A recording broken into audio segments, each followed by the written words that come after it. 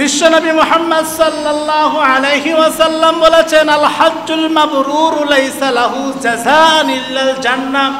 কবুল হজের প্রতিদান জান্নাত ছাড়া আর কিছুই নয়।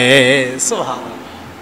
কবুল হজের প্রতিদান জান্নাত ছাড়া আর কিছুই নয়। কিন্তু সতর্ক থাকতে হবে, বিশেষ করে দুটি জিনিস। আপনি হজে যাবেন, হজের মধ্যে হজের টাকার মধ্যে কোনো হারাম জিনিস থাকা, হারাম টাকা থাকা যাবে না। অনেক সুদখোর ঘুষখোর আজকে হজ করতে যায়, আছে না নাই? আছে। দ্বিতীয় নম্বর হচ্ছে লৌকিকতা দেখানোর জন্য হজ করা যাবে না। এদের হজ আল্লাহ কখনোই একবার কেন 10 বার কেন 1000 বার করলেও কবুল হবে না।